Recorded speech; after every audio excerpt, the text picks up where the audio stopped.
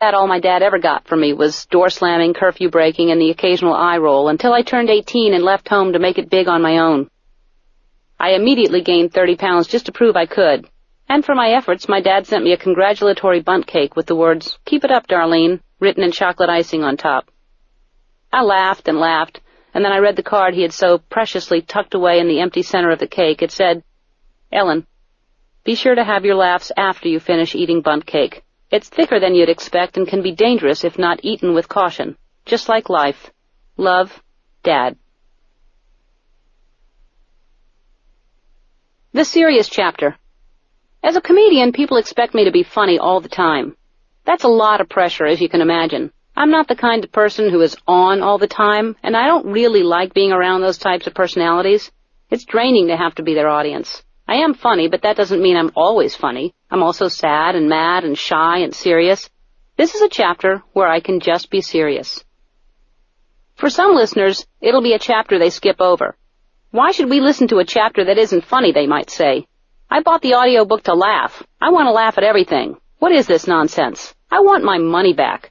Well, calm down. I'll write an extra chapter, a bonus chapter, for those of you who feel ripped off. For others, the less demanding, this will be a welcome change of pace. I've heard people say, why must everything be a joke with Ellen? Can't we learn a little bit about her as a person? Must she always be funny? This chapter is for those people. I hope that I've given you what you've needed. I hope you feel complete in some way. I myself am bored. The controversial chapter. After that last chapter, I find it necessary to give you something controversial. After all, controversy sells. Or is it sex sells? Well, in my next book, maybe I'll do a sex chapter, too. But for now, let me be controversial. That's what I'm supposed to be. I don't want to let anybody down. So here goes. I hate puppies and kittens. That's right. You heard me.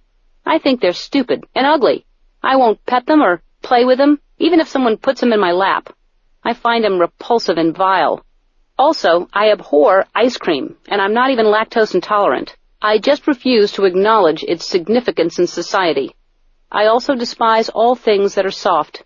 Cotton? Yuck. Fleece? Pewee. Oh, and children's laughter is a turn-off to me. Children in general are creeps. The color yellow is stupid. And I hate all green things, especially trees. Shrubs are okay, I guess. They're shorter and not as full of themselves. I dislike anything with pride or confidence. There, I've said it. If I've upset anybody, it's too bad. I don't care. I'm controversial. I'm a rebel.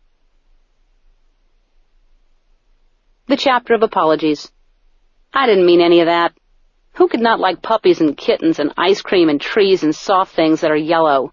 You'd have to be a monster, a cold, heartless monster born with no feelings. Wait a minute. I suppose it's good to have strong opinions and voice them. What's wrong with people expressing their opinions? We all should have that right. Freedom of speech, freedom of expression. Obviously, we can't all agree on liking the same things. That'd be boring, and it would create a nightmare for grocery shopping. Let's say everyone only liked vanilla ice cream, and that's the only flavor that was sold. We'd all be fighting over the last container of vanilla ice cream, or they'd be out of it all the time. We'd all wear the same thing every day, like we were in Catholic school. We'd be like robots, programmed to think and feel the way someone decided was the right way. What is the right way? I like that we're all different. I want us to be different. Me, I love cats. I don't understand when people say they hate cats.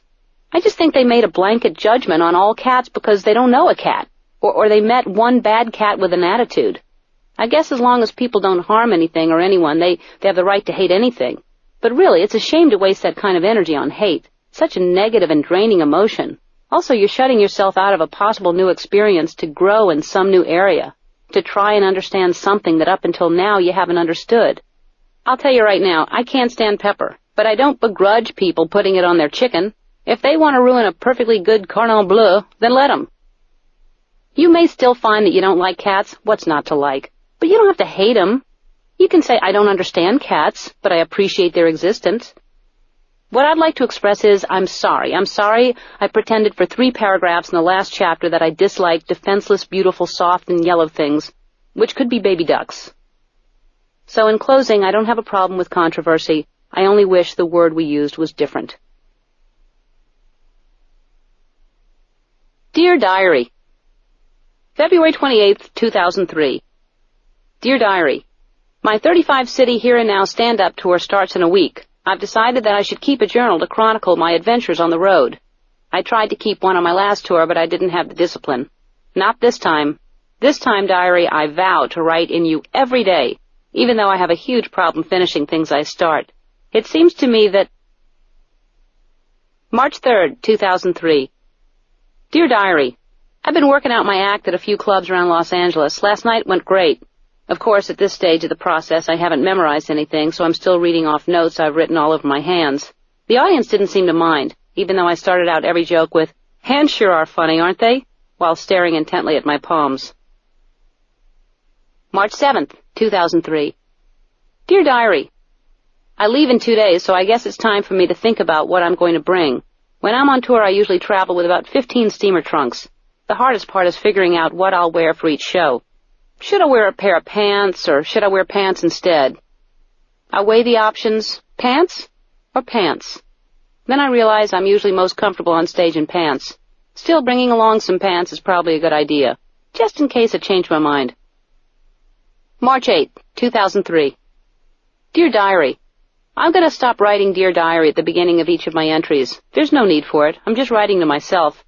I suppose I could begin with Dear Ellen, but then it would be as if I've got a second personality with the same name and personality as my main personality.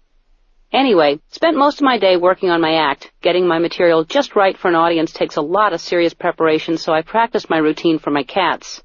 They always have pages and pages of notes for me. The critiques usually focus on why there aren't more jokes about cats in my act. Why don't I have a phone call to a cat joke? Or, what if Gloria Estefan was a cat bit? I try to explain to them that my audience does not usually consist of cats, but they feel that I'm limiting myself. Maybe they're right. You know what they say about a cat's intuition, or is that the 9 lives of a good woman? I've also decided to learn about each city that I'm visiting on my tour. It's so important to connect with the crowds at my shows. When I take the stage, I want to say more than just, "It's great to be here," insert your city here. With the intensive research I've been doing, I'll be able to open with, "Hello, Kansas City. Did you know that your annual relative humidity is 60%?